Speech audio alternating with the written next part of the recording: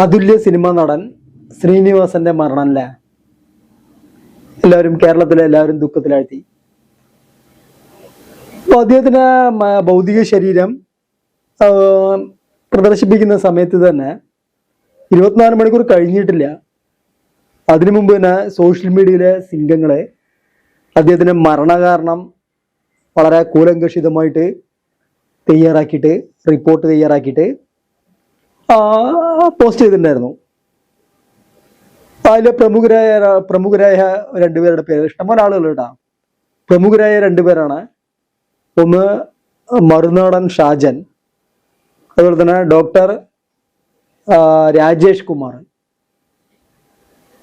അപ്പൊ ഇവര് കൂലങ്കഷിതമായിട്ട് കൊക്കക്കോളയുടെ രഹസ്യം 125 കൊല്ലത്തിന് ശേഷം പുറത്താക്കിയ പോലെ ഇവര് കണ്ടെത്തിയത് ശ്രീനിവാസന്റെ അകാല മരണത്തിനുള്ള കാരണം എന്ന് പറയുന്നത് അമിതമായ പുകവലി മൂലം കൊണ്ടാണെന്നാണ് ഡോക്ടർ രാജേഷ് കുമാറിന്റെയും നമ്മുടെ മറുനാടൻ ഷാജന്റെയും വലിയ കൂലങ്കഷിതമായ കണ്ടുപിടുത്തം. അതായത് 74 വയസ്സിൽ ശ്രീനിവാസൻ മരിച്ചത് അമിതമായ പുകവലി ശീലം കൊണ്ടാണ്.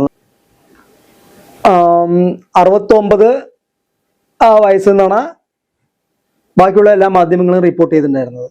അത് വിക്കിപീഡിയയിൽ ശ്രീനിവാസൻ തന്നെ പറഞ്ഞ കാര്യമാണ്. അതായത് വിക്കിപീഡിയയിൽ അതൊരുത്തൻ 74 വയസ്സ് 69 വയസ്സ് പറഞ്ഞ് ആക്കിയതാണ്. അദ്ദേഹം എല്ലാം നർമ്മരൂപത്തിലാണല്ലോ പറയുക. അത്ര സീരിയസ് ആയ കാര്യങ്ങളാണ് ശ്രീനിവാസൻ നർമ്മരൂപത്തിൽ പറയാറുണ്ട്. അപ്പൊ അദ്ദേഹം പറഞ്ഞത് ഒരു 5 വയസ്സ് ചെറുപ്പമാകുകയാണെന്ന് പറഞ്ഞു കഴിഞ്ഞാൽ കുഴപ്പമില്ലല്ലോ പറഞ്ഞിട്ട് അത് മാറ്റാതിരുന്നാണെന്നാണ് പറഞ്ഞത്. 74 വയസ്സിലാണ് ശ്രീനിവാസൻ മരിച്ചത്.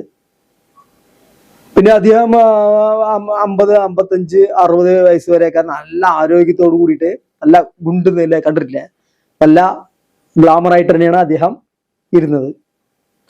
ഓക്കെ. പിന്നെ ഞാൻ വേറൊരു കണക്ക് പറയാം. ഇപ്പൊ കേരളത്തിലെ ശരാശരി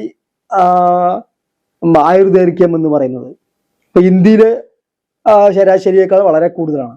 അതാണ് വളരെ നമ്മുടെ ജീവിത നിലവാരം എന്ന് പറയുന്ന ലിവിങ് സ്റ്റൈല് വളരെയേറെ വ്യത്യാസമാണ് അല്ലെ ബാക്കിയുള്ള സംസ്ഥാനങ്ങളെ അപേക്ഷിച്ച്.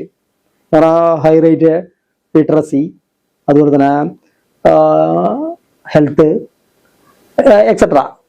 അപ്പോൾ അതില് ഏകദേശം കേരളത്തിലെ ശരാശരി ആയുർദൈർഘ്യം എന്ന് പറയുന്നത് 77.28%. ഓക്കെ. അതിൽ പുരുഷന്മാരുടെ എന്ന് പറയുന്നത് 71 പോയിന്റ് സംതിങ് ആണ്.